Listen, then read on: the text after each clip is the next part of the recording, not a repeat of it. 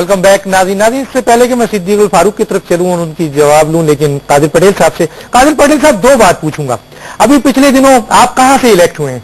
कराची से। कराची में किस जगह से इलेक्ट हुए? किमाड़ी और बल्दिया। बल्दिया से। आपने लियारी का नाम सुना होगा, मलिर का नाम सुना होगा। यहाँ एक शख्स जो था रहमान डकैत, कराची में बड़ा मशहूर था, मार दिया गया।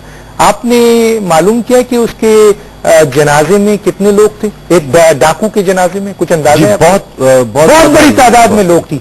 तो मेरा सवाल यहाँ पे ये है कि क्या आप ये मानते हैं कि रहमान बलोच, जिसको डाकू कहा गया, स्मगलर था, कातिल था, रैंसम वसूल करता था, दुनिया भर की उसके पास बीमारियां थी, दुनिया भर की खुराफात उसके साथ जुड़े हुए थे, लेकिन जब वो मारा जाता है तो उसके साथ लियारी की और दूसरे इलाकों के बेशुमार गरीब लोग रो रहे थे और उसके जनाजे में मौजूद थे। ये भी सुना हमने कि ये वो आदमी था जो इन लोगों की रोटी और कपड़े और मकान का ख्याल रखता था। इस वजह से लोग, तो क्या आप तसव्वुर करते हैं कि अवाम को इससे कोई गर्ज नहीं है कि हुक्मरान कौन हो, लीडर कौन हो, शक्ल कैसी हो, लंबा कैसा हो, जो अवाम को दो वक्त की रोटी दे दे वो अवाम उसके पीछे होती है? क्या कहेंगे आप? ठीक कहा डॉक्टर साहब आपने, ये मैंने यकीनन सुना भी और टीवी पर देखा भी। उस दिनों हमारा सेशन था तो रहमान, अब्दुल रहमान हम कहेंगे उसे, तो उसके जनाजे में बहुत सारे लोग थे, बहुत बड़ी तादाद थी लोगों की।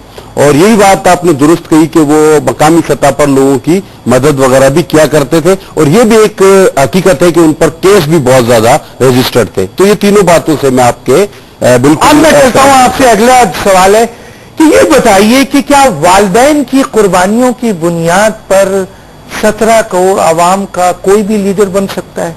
सर अभी मैं ये इसी बात की तरफ आ रहा था थोड़ी देर पहले। जो बहस जहां से चली वो पार्टियों की क़यादत पर है, तो पीपल्स पार्टी में यहां पर बिल्कुल आपको डिफरेंट और मुनफरिद केस नजर आएगा। किससे? तमाम दूसरी पार्टियों से।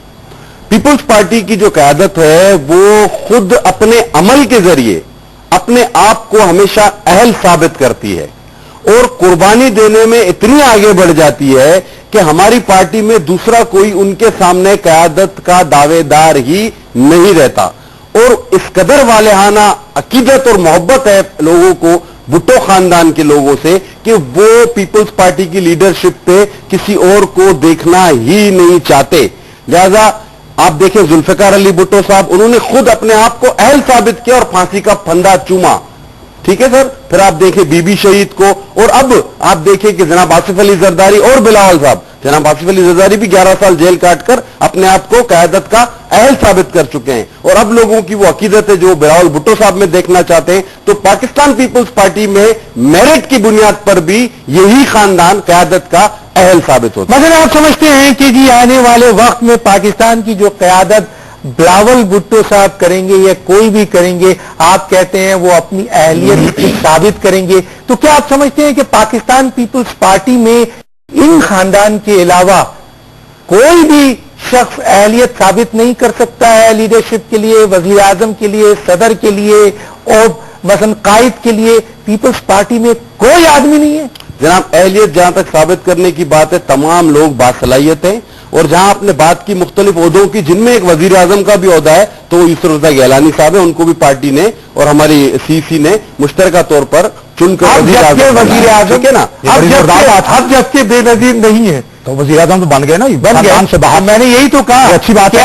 अब जबकि बेनजीर मोहतरमा बेनजीर साहिबा नहीं है, खानदान से बाहर स्पीकर भी बन गई, खानदान से बाहर जो है वो वजीर आजम भी बन गए। ये तो बात है, तो अप्रिशिएट करें ना। तो सवाल कर रहा हूं ना, तो मेरी बात मुकम्मल होने देंगे या आप उनकी नुमाइंदगी करेंगे? मेरी बात मुकम्मल होने, मैंने अप्रिशिएट। देखिए आपने जो कहा कि अगर बीबी नहीं है तो यकीनन मैं 100% कहूंगा कि मैं भी आज भी ये बात सोचता हूं कि अगर बीबी काश के जिंदा होती तो पाकिस्तान का वजीर आजम उन जैसा कोई भी नहीं हो सकता था। और ये बात यूसुफ रजा गैलानी साहब खुद भी बार बार कहते हैं कि अगर वो होती तो वो उनकी मौजूदगी में अपने आप को नहीं समझते थे। अच्छा दूसरी बात, आपकी दूसरी बात, आप पीपल्स पार्टी में से कोई एक शख्स, आप जो पीपल्स पार्टी का मेंबर हो, आप पर मैं छोड़ता हूं, वो लाएं उसे और वो कहे कि मैं इस खानदान के मुकाबले में क़यादत चाहता हूं, तो हम दे देंगे। क्यों?